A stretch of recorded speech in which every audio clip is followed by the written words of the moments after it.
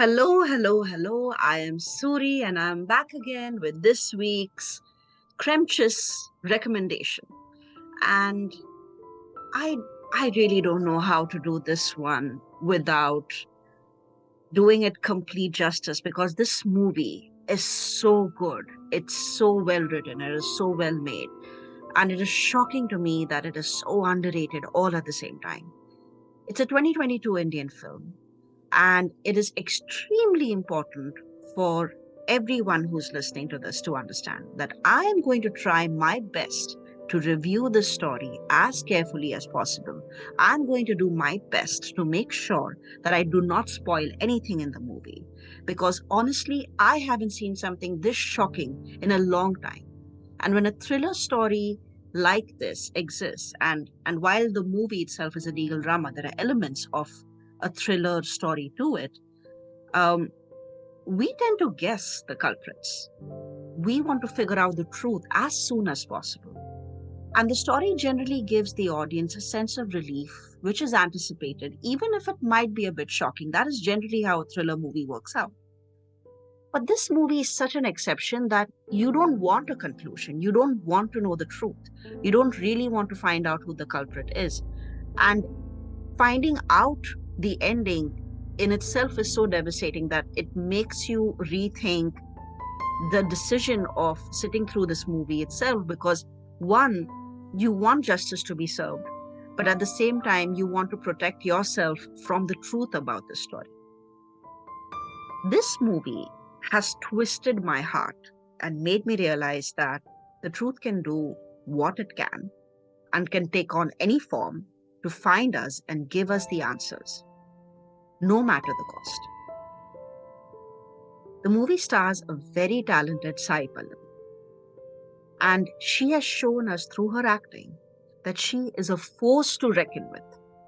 The movie is a legal drama, and it has proven to us over and over again how Sai Pallavi can shake the core of your existence by simply using her eyes, by just existing with her composed demeanor and her undeterred spirit. She's one of the finest actors of our generation, and we should watch out for all the great stuff she's about to do.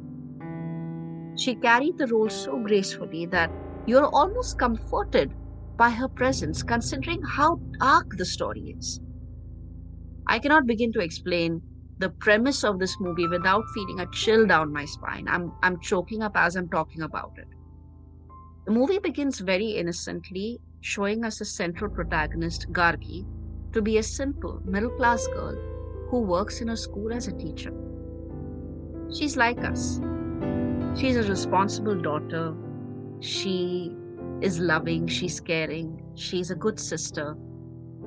She's someone that you know. She must have been your best friend in school. She must have been your cousin, your first crush, the epitome of the girl next door. She's beautiful, kind, and very courageous. Now, Gargi has a very simple family background. Like, she's engaged to be married to this very sweet boy, and she has a little sister who she adores, who's in school, and her mother who has a little local business. She sells rice batter from home, and her father who she's in complete admiration of, who works as a security guard in a building. So you understand very quickly just by the cinematography of the movie that this is not the story of somebody who's larger than life. This is not the story of someone who has unlimited resources, is financially very well off. This is the story of a very simple girl from a very simple family. Now, I would like to go into the detail of the name of the movie, Gargi, and why they have chosen to give the protagonist this name. Now, of course, this is my theory, and before I drag you into this rabbit hole with me, I do want to throw this out there that there is no reason for this name to be accidental. Like, it is purely intentional. I would doubt very severely otherwise if the director walked up to me and told me today, by the way, calling her Gargi was a complete coincidence. I would not believe him. Because Gargi or Rishi Gargi is a historical figure. She was a sage and a philosopher, and she pursued her research in the universe, basically. So her area of expertise was the conceptualization of existence. She was given a very special title due to her profound understanding of the universe. this title was called Brahmavadini, or the possession of pure consciousness. For a simple folk, that can be translated into the realization of the ultimate truth. Gargi is a philosopher who stood for the earlier symbols of feminism, and due to her extensive work in understanding the origins of the universe, she's still revered as a prime example of a person who, in the end, can only be a true researcher if they are seeking the truth. Now, when I first found out about the history behind the name of Gargi, it shocked me how eerily the director has depicted the journey of a historical character and translated that into the protagonist of a movie with a very dark storyline. And it almost matches the path of the scholar.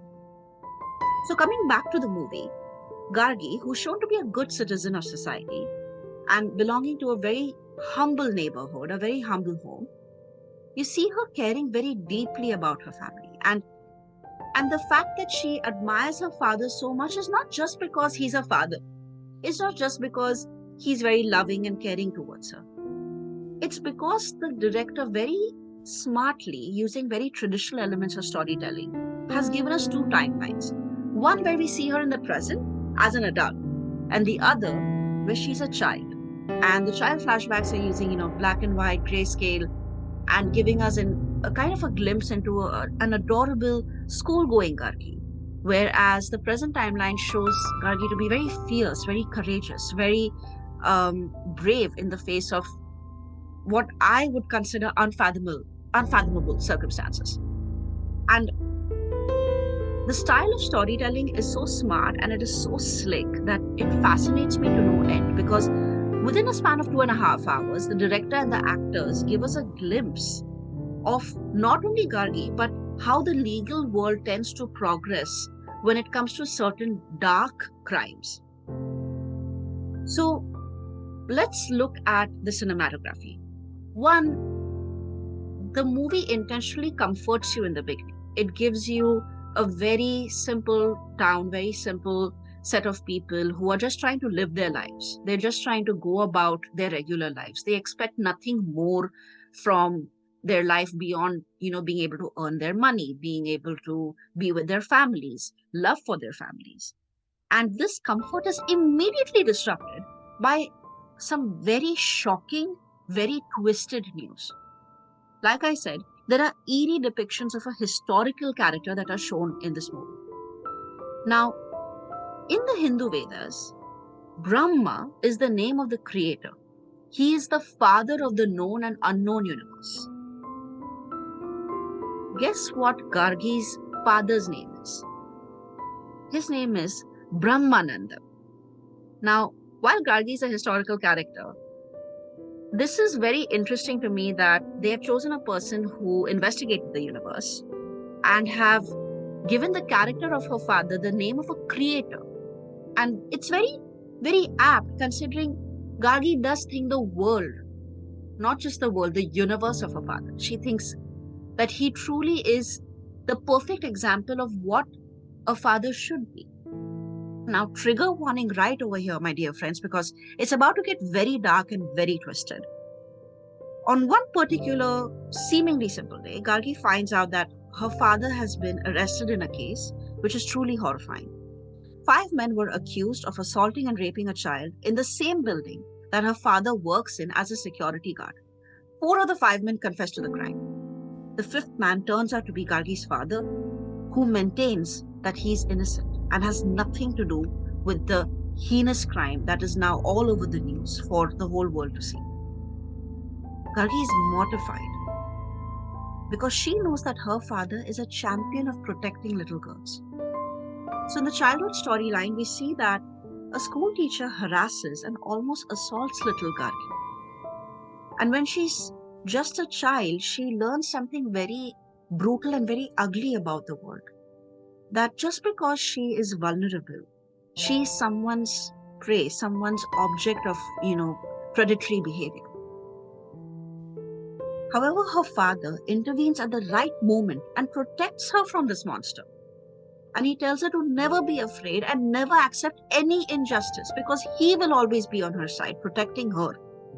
He encourages her to fight back, to use her voice against monsters like her teacher, who prey on the truly vulnerable. This experience is ingrained in Gargi's mind because she knows her father to be a protector, a man who protected her from a pedophile would never do such a horrible thing. But it's not that simple.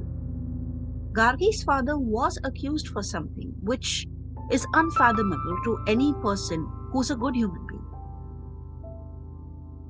So imagine being in a society where Gargi is viewed as a good person, and then immediately a bunch of people finding out that her father did something horrible or was accused for doing something horrible. So Gargi has to face the wrath of society because of that. Her father's case becomes known to the public because this reporter leaks his information. And now Gargi and her family are facing attacks from society in forms of violent outbursts. For example, one particular night, Gargi finds that a window of her home has been smashed because someone threw rocks through it. Her school makes her leave her job because they don't want to be associated with her or her family.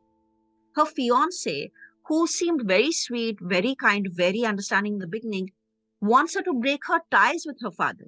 And when she refuses, he suggests breaking off the engagement, which Gargi complies to because she doesn't have a choice. She wants to prove her father's innocence. Her mother is even forced to close down her business.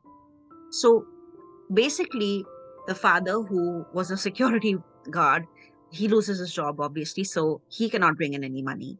Gargi loses her job as a school teacher. Her mother cannot bring in any money. Her sister is too young to do anything. So now we're looking at a very simple, very middle class family that cannot even afford to fight this legal battle. So she turns to her family's friend, who's a successful lawyer. But he refuses to fight the case because of the nature of the crime and how sensitive the case is. He's certain that if he takes on this case, even if he touches it, it doesn't matter if he wins or loses. The reputation of his company will be ruined because of this case. But his assistant, who has just begun his work as a lawyer, he's an amateur, he has no reputation. He observes Gargi from a distance and he realizes that she has no one in this whole world who will fight this case with her. So he takes on her case. And we get to see a glimpse of a world where people, no matter how horrible the situation, are willing to help others just so that someone has a fair fight, especially in a crime like this. Gargi goes into deep investigative mode and thus begins the premise of the story.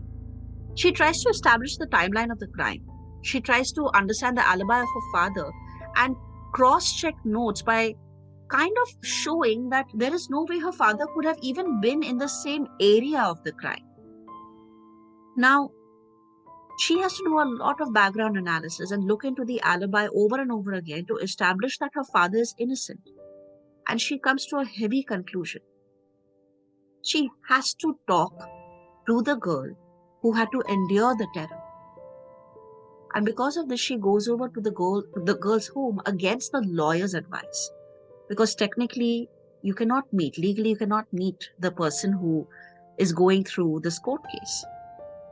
And even though Gargi meets her father and has a conversation with him, which explains to us how Gargi's father could not have existed in the same area as the crime, she knows that she has to get more evidence just so that she can make sure that her father is proven innocent properly and not through some loophole. She's not trying to prove her father as innocent. She's trying to show the world that he's innocent. She has no doubt that her father would not do such a horrible thing. And now the movie progresses in a way that makes this whole story very interesting, one. And two, it gives us a chance to understand as an audience what happens in the background of a legal drama.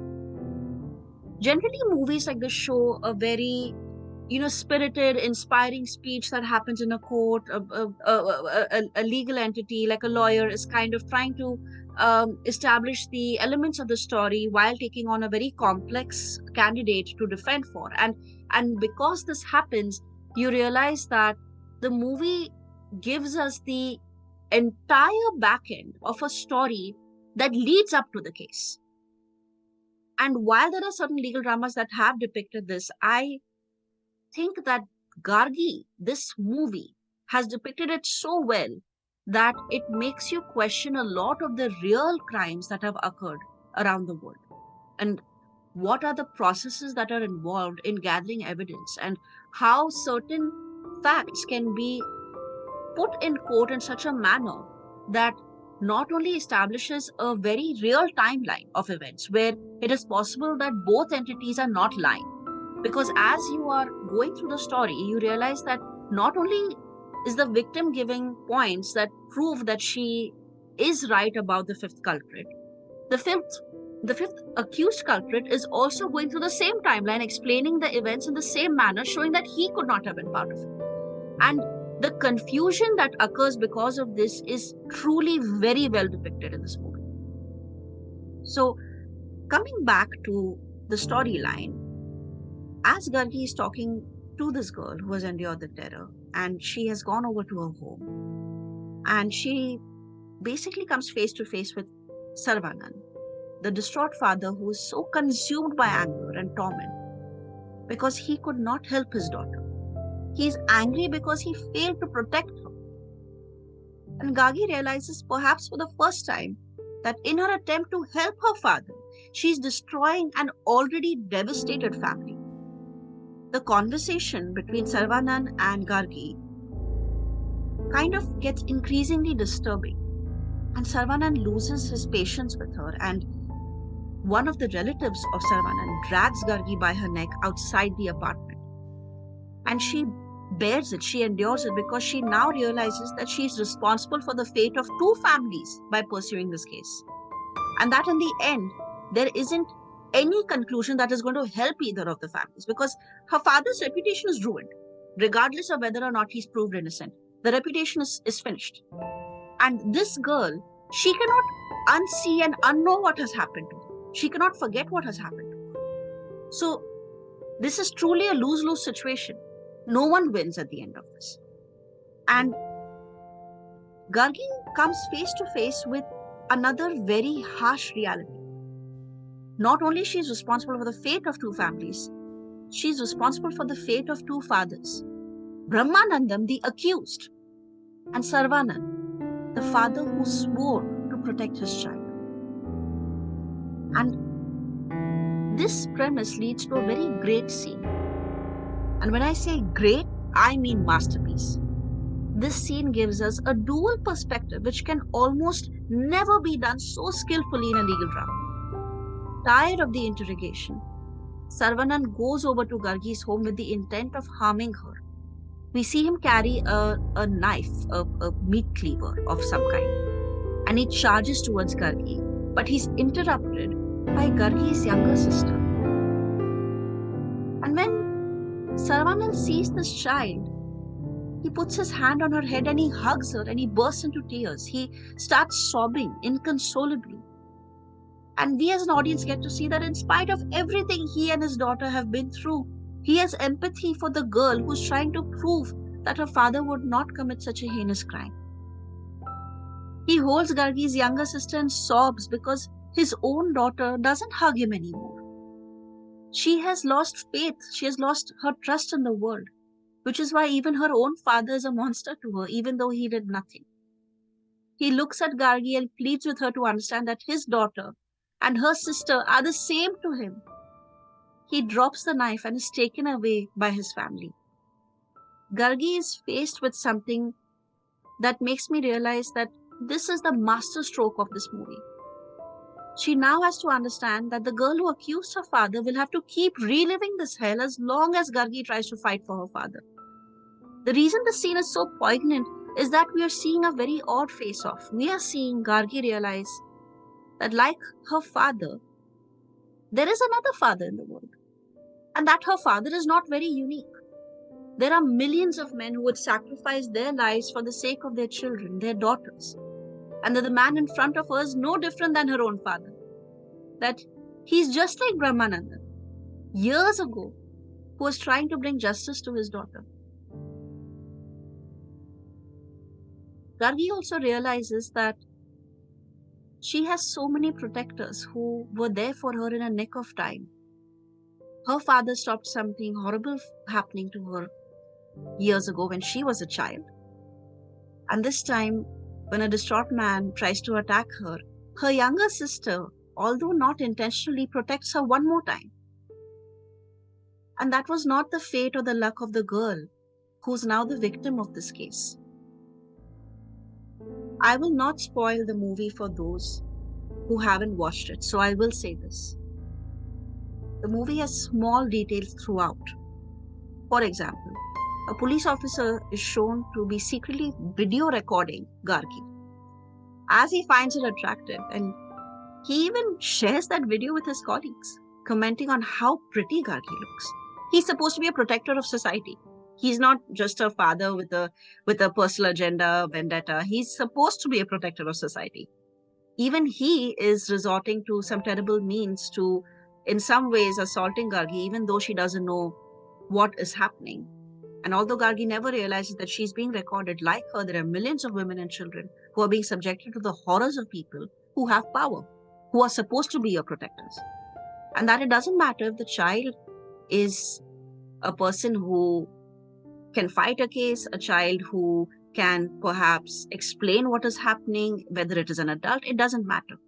Monsters lurk everywhere, even in the places that we never ever think to find them.